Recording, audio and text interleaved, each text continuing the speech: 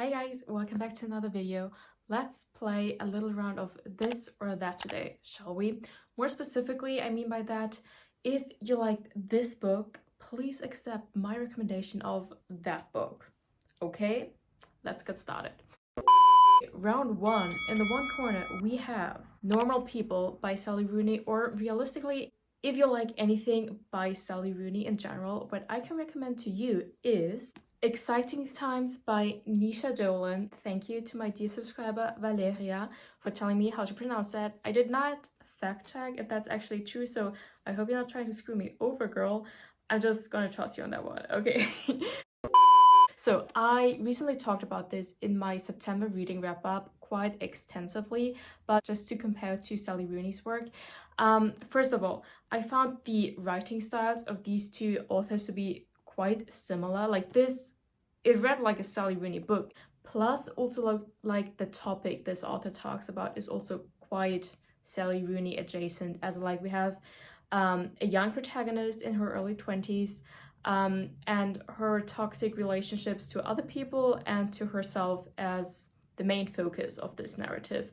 Plus, outside of this discussion of her relationships, there's not a lot of external plot line happening. And that as well feels very Sally Rooney to me. Now, this more specifically is about 22-year-old Ava moving to Hong Kong after she finished her degree in Ireland. And in Hong Kong, she starts working as an English teacher, but that's not really what this book is about. This book is about two relationships she starts in Hong Kong and how they kind of take up her entire life, basically. Personally, I would call them toxic relationships that she has with these two people. Toxic in the sense that they kind of like take over her entire life because she lets them, basically, because she doesn't have a life outside of these relationships in Hong Kong. Now, I also find that that is mostly what Sally Rooney talks about. Of course, we do get to know her protagonist on some level. Of course, we get to know something about their past, etc. But mostly Sally Rooney's work is about the relationships her protagonists have with themselves and with other people, be that romantic relationships or like friendships. And none of these relationships, I guess that's the point. No relationship ever is perfect. But she makes a point of presenting relationships that are like really, really, really not perfect, I think. If you liked anything by Sally Rooney, I can recommend to you Exciting Times by Nisha Dolan. Moving on to second round. If you liked Kim Ji-young born, what was it, 1982 I want to say? I hope that's correct. I can recommend to you Please Look After Mom by Kyung Shin, or Shin Kyung-sok. Now, Kim Ji-young being this analysis of everyday misogynism and microaggressions that women have to face all throughout their lives, and then also focusing on sacrifices women have to make when they decide to become mothers, I can recommend this to you. This also, look at the title, yes, this is also like a deep analysis of the protagonist's relationship to their mother, because this book is about our protagonist's mom going missing. And isn't there a proverb that goes like, you only know to appreciate something once it's taken away from you, kind of? And it's similar in this situation. Only when their mom goes missing, her children, it's about each of them kind of like reflecting on their relationship with their mother and the things she did for them in their past, what she gave up for them, how she sacrificed herself for them, etc. So if you especially liked about Kim Ji-young, the aspect of motherhood and the sacrifices that includes, have a look at Please Look After Mom. Now, moving on, round 3, to my favorite author, which is Agatha Christie. If you particularly like Agatha Christie's And Then There Were None, I can recommend to you The Decagon House Murders. This is a Japanese take on And Then There Were None. It literally references this book quite a lot because in this book, our protagonists are the members of like a criminal literature society at Kyoto's University, and they're also big Agatha Christie and like other criminal authors fans.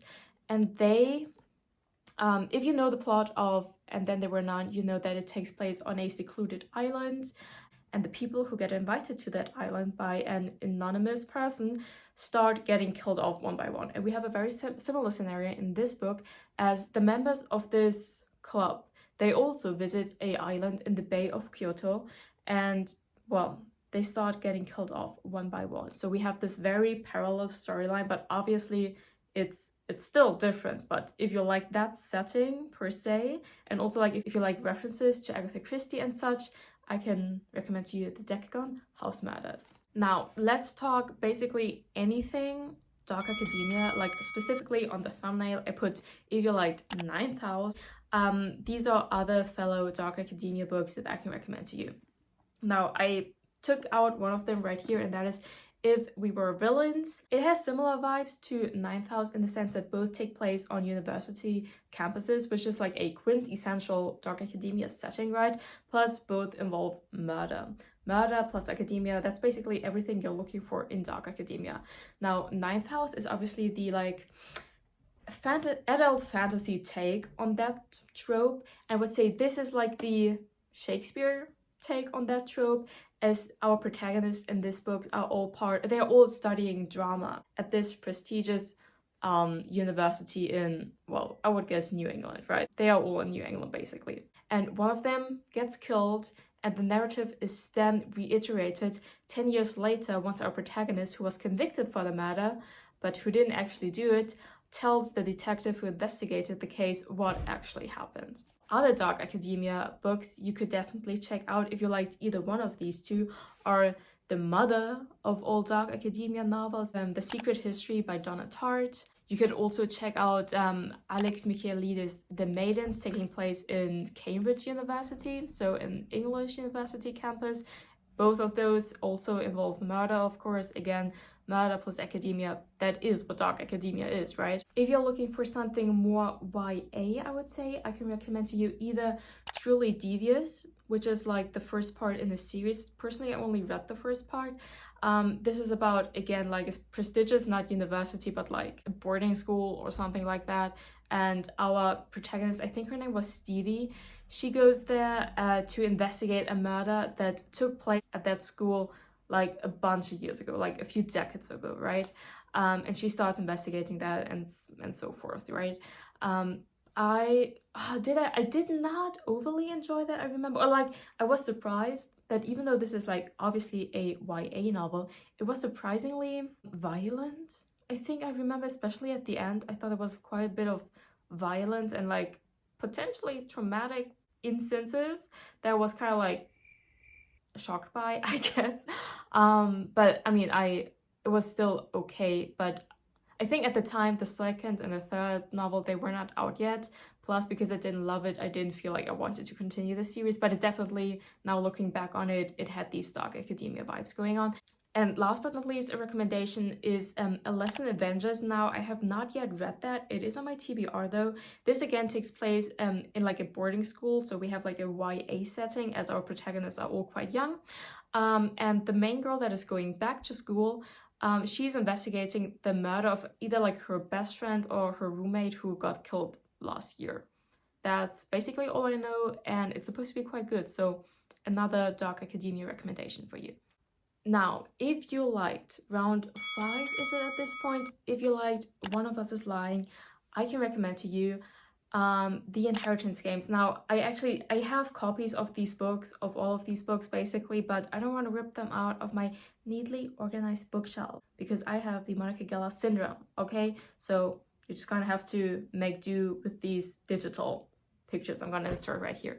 So I'm recommending these books for people who liked either one, because most people who talk about The Inheritance Games, they always put it into the same sentence as Knives Out, the movie, but I actually don't think this is doing the movie justice, because the movie it's like this ingenious murder mystery that's taking place in the adult world though, whereas I thought that The Inheritance Games, very similar to One of Us is Lying, is set in this like YA teenage setting, and that's kind of like why I personally couldn't compare these two, because personally I am well beyond my enjoying anything high school setting days. So that's just like what struck me for both of these books. I enjoyed them, but I couldn't enjoy them fully because I did not enjoy that high school aspect of them, and both one of us is lying, and the inheritance games have that. So if you're okay with that aspect of a novel, I guess you could enjoy either one. So of course, One of Us is Lying. It's about, again, like a murder mystery taking place at a high school, and our four suspects, they're trying to solve what actually happened.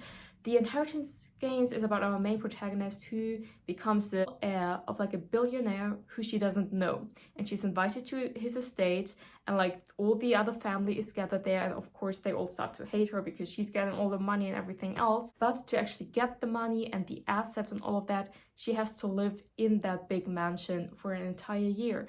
And now our grandpa, the billionaire, he was a puzzler. He liked everything, mysteries and puzzles and all of that. And like he taught all his grandsons to, well, solve puzzles, I guess. So the house is not like a normal house. They're like secret passages and all of that, right? But as I just mentioned, there's her, teenage girl, and then there are these hot grandsons, and all of them fancy her, of course, and she fancies all of them. And it's basically like, especially like a love triangle between two of the grandsons and her. And personally, that's like also another trope I'm well behind. I do not need another love triangle in the books I'm reading. I did not really enjoy that aspect of the book, and it's quite a big part of the book, and also about the second book that just came out, I heard. So that's personally why I liked what it was about in theory, but then this entire like love high school setting came into play, and that's where it kind of lost me. But that's why I can recommend to you these two books if you liked either one, I think.